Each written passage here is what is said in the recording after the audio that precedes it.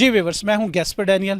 آج ہم بیلجیم میں ہیں اور بروسل میں آج ایک بہت زبردست کانفرنس ہوئی جس میں اقلیتوں پر بہت زیادہ بات ہوئی، اقلیتوں کے ایشوز پر بات ہوئی، فورس کنورژن پہ بات ہوئی، اس طرح کے بہت سے ایشوز کو اجاگر کیا گیا تاکہ یورپین پارلیمنٹ کی نظر ان پہ ڈالی جائے۔ ہمارے ساتھ ہمارے ایک بہت ہی پیارے دوست ہیومن رائٹ ایکٹیوسٹ ہیں، کشمیر سے ان کا تعلق ہے، بہت زیادہ بات کرتے ہیں، کہیں بھی ہم ڈیمونسٹریشن کریں انہیں پتہ چلے تو یہ حاضر ہوتے ہیں۔ کیسے ہیں برادر آپ؟ بہت شکریہ جمیل مقصود۔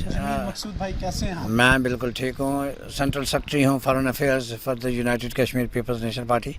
Our point is that the minorities in Pakistan are very much oppressed, suppressed and deprived of their fundamental human rights which are guaranteed by the constitution but not fulfilled by the state of Pakistan, by the different successive governments of Pakistan.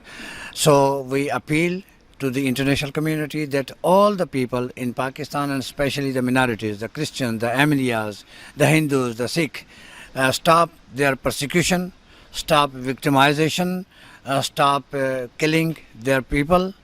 So we are working here in the European Union with the different institutions, with the Flemish Parliament. We hold this conference today to highlight present situation in which the minorities are still targeted killing.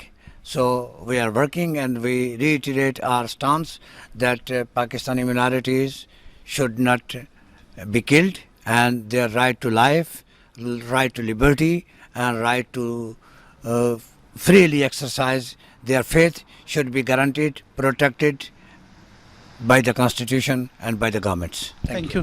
میرا ایک اور سوال ہے آپ سے کہ پاکستان میں بسنے والے جتنی بھی پولیٹیکل پارٹی ہیں، اسپیشلی میں پی ٹی آئی اور دوسری، اب اس صورتحال پہ بات کروں گا کہ انہوں نے جب جلسہ سیالکوٹ میں کرنا تھا انہوں نے ایک جگہ آکوپائڈ کی جو کرسچنوں کی جگہ تھی، اسے انہوں نے امریکہ کے ساتھ لیٹ کر دیا، کیونکہ امریکنز تو جب گئے یا برٹش جب گئے تو وہ تو اپنی سب کچھ چھوڑ کے چلے گئے نا، لیکن انہوں نے سیاسی ایسا رنگ اس کو دیا کہ منورٹیز کے لیے آنے والا وقت اور مشکل کر دیا۔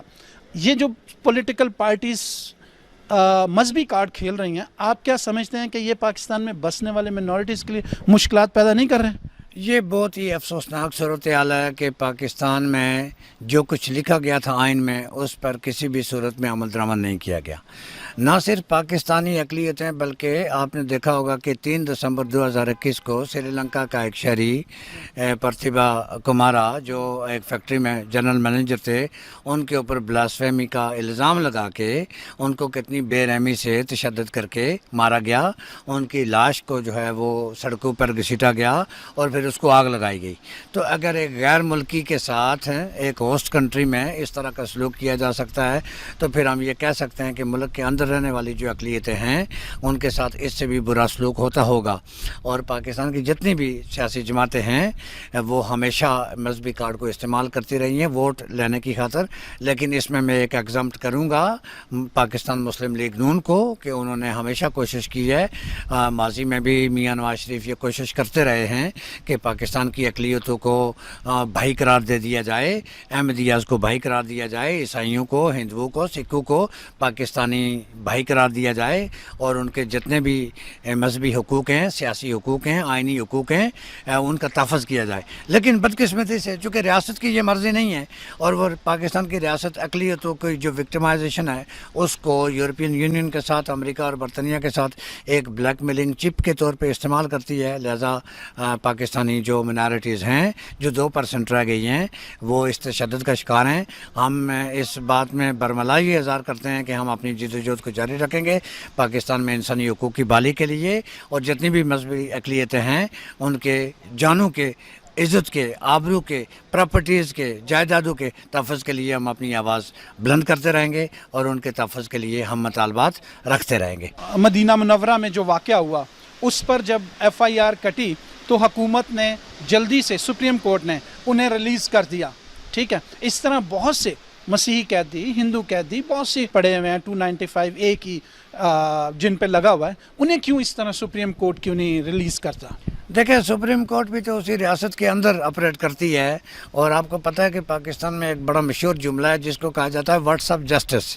تو وہ جس وقت پاکستان کی فوج، ان کے ادارے، ان کے خفیہ ایجنسیاں ان کو میسج بھیجتی ہیں کہ اس کیس میں آپ نے یہ فیصلہ کرنا ہے، اس کیس میں آپ نے یہ فیصلہ کرنا ہے، تو وہ فیصلے ذاتی پسند و ناپسند کی بنیاد پر ہوتے ہیں، وہ میرٹ کی بنیاد پر نہیں ہوتے. مطلب قانون فیصلہ نہیں کرتا. فیصلہ نہیں کرتا، پاکستان کی فوج، ان کی ایجنسیاں، اور جن کو پاکستان میں سو کالڈ مقتدر ادارے کہا جاتا ہے، وہ فیصلے کرتے ہیں، اور وہ واٹس ایپ کے اوپر فیصلہ لکھ کے بھیج دیتے ہیں، اور پاکستان کے جتنے بھی ججز ہیں وہ اس فیصلے کو نشر کر دیتے ہیں، اور وہ صرف ایک پوسٹ آفس کا کردار ادا کرتے ہیں، ججز کا کردار ادا نہیں کرتے.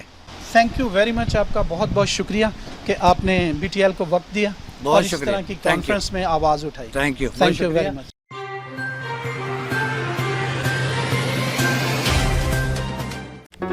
Do not forget to like the video, subscribe BTL TV, and press the bell icon to receive notifications.